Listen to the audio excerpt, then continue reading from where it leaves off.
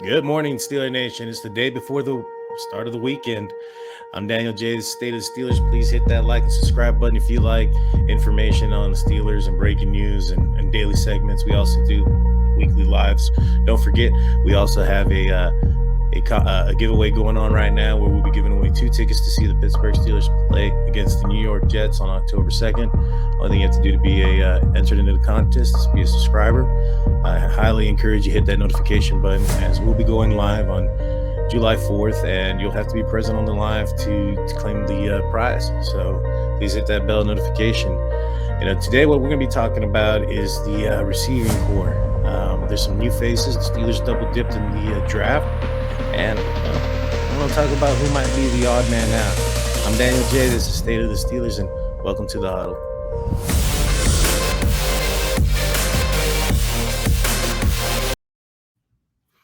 The Pittsburgh Steelers drafted George Pickens in the second round and Calvin Austin in the third in the fourth round. Last year and the years behind in the past, Diontae Johnson's kind of struggled with his drops. The year before last, it was evident in almost every play. He got benched late on in the season.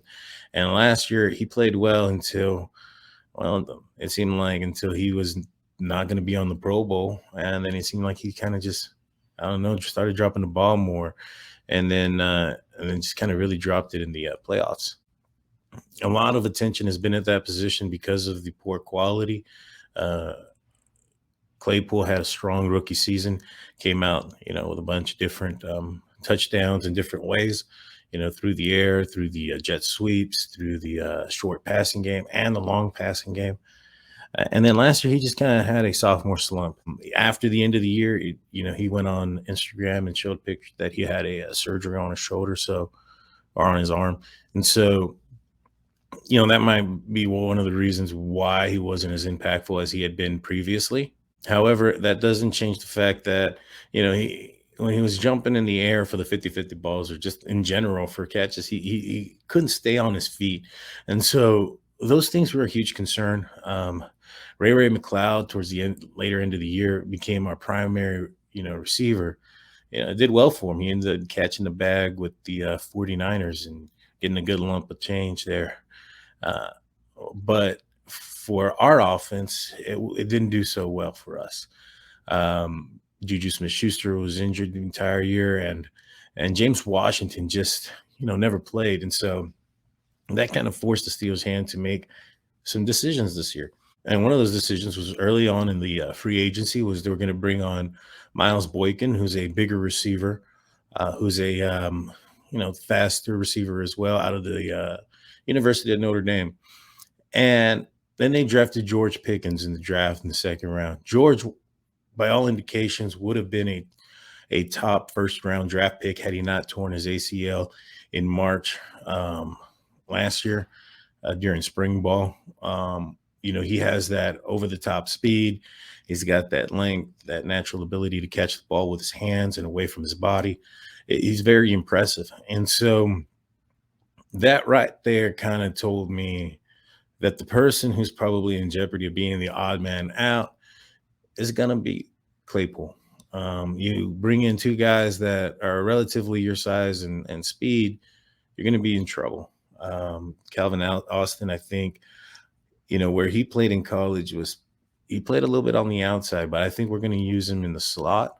With Juju leaving and Ray McLeod, I think that, towards the probably middle of the season, we might see his play count might start being picked up. And so, I think that the receiver, I put the question out there. If Calvin Austin pushes for playing time, who is the receiver that's going to be pushed out? I asked this earlier in the week on Behind the Steel Curtain. And, I wanted to answer my question or that question here. And I think that's, like I said, I think that's going to be Claypool. I think that Pickens is going to probably pass him up on the outside, and he's going to have to be pushed into the slot. From some reports from training camp and minicamp and OTAs is that Claypool has played a little bit more in the slot, which is going to be good. You'll be a mismatch nightmare. But so will Calvin Austin with his speed. And his size might, he's a small guy. That could be beneficial in some ways, as long as he can not let them get his hands on him. In college, Sauce Gardner, who was one of the top rated cornerbacks coming out of the draft, had stated that Calvin Austin was the toughest receiver that he had to cover. And because of his, you know, twitch and his speed off the line. And so I think he's going to push to get some playing time. And I think the receiver he's going to be pushing out is going to be Claypool. I think that he ran a 4.4 in the 40, but he doesn't play 4.4 on the field. He's a little bit slower. He's more of a small or a thinner tight end. And so with that being said, guys, that's what I have with you for you guys today. If you have any questions or topics or anything for the show, please leave them in the comment section. Please don't forget to hit that like and subscribe. I'm Daniel J. This is State of the Steelers, and peace.